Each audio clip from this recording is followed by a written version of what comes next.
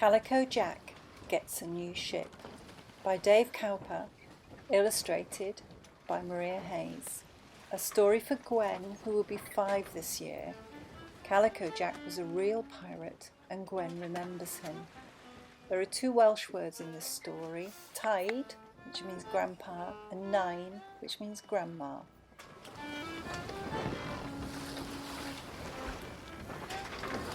It is a warm afternoon.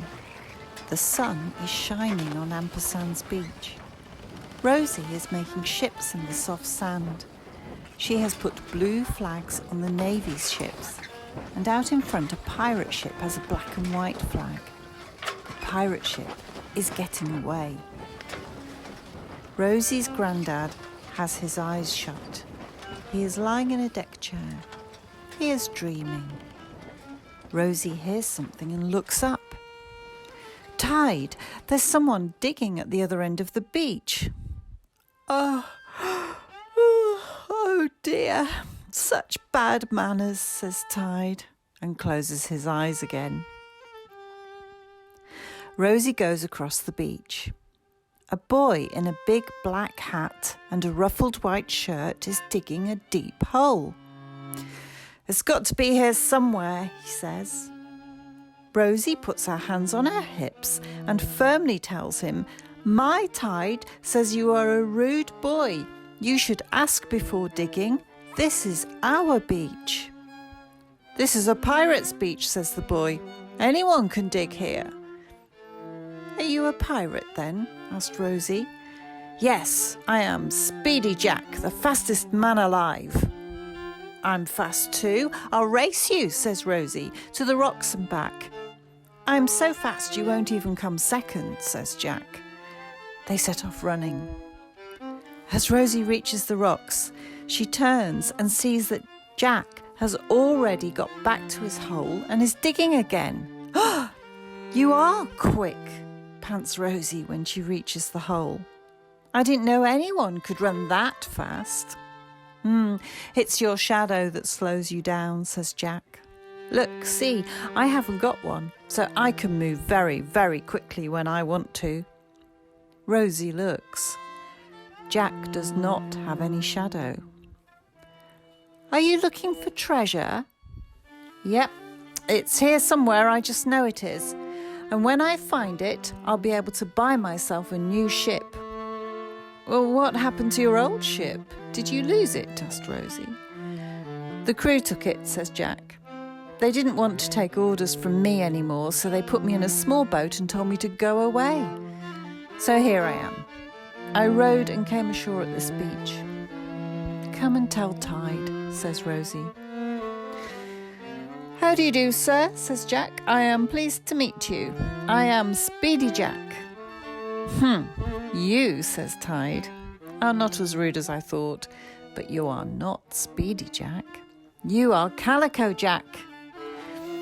I dreamt that you were coming, but you are digging in the wrong spot. It's no good just digging anywhere. If you want to find treasure, you must know exactly where to start. Come and meet Annie Silver. She'll tell you how to do it properly. We live just up at the back of the beach. When Jack saw where Rosie, Tide and Annie lived, he could not believe his eyes. All he could do was stand and stare and say every few moments, Wow, wow, wow.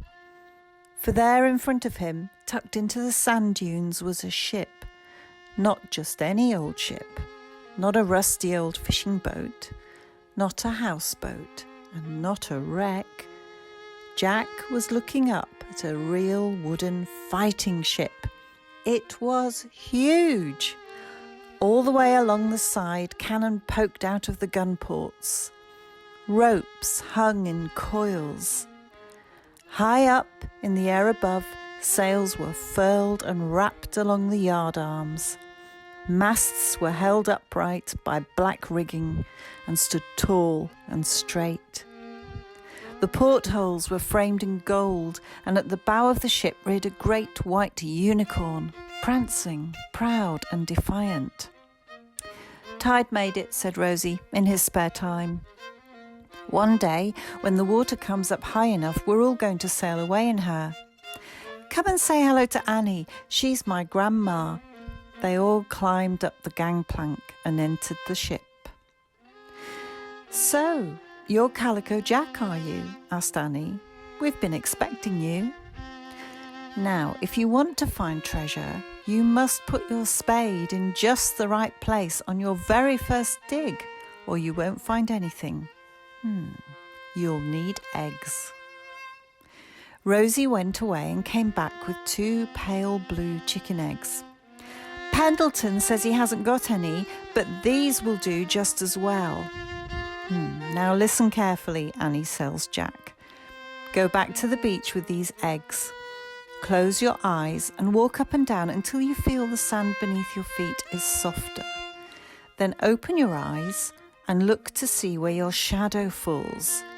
Turn around and throw the eggs over your shoulder and along your shadow." "But Grandma, Jack doesn't have a shadow," exclaims Rosie. "Oh dear," says Annie. "You're only the second person I've ever met who doesn't have a shadow. Let's have a drink and some cake and talk to Pendleton. He'll know what to do."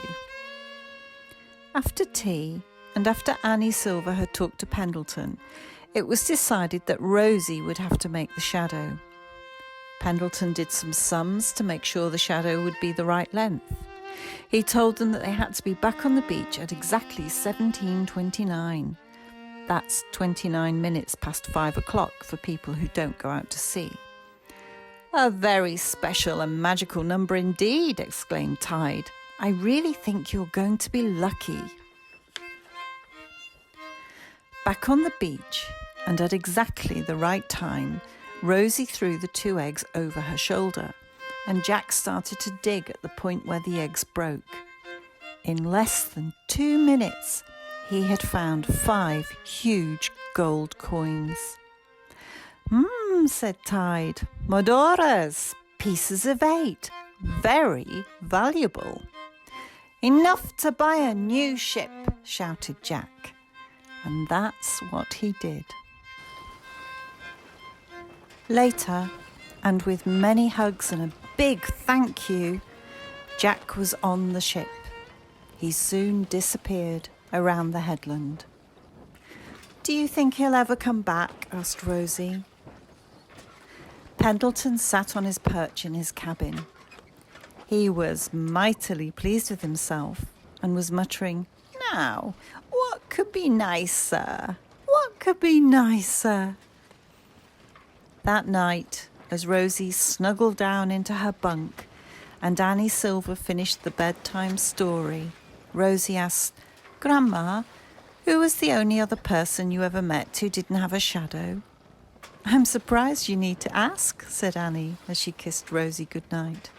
"I married him, the old dreamer. He's your Tide."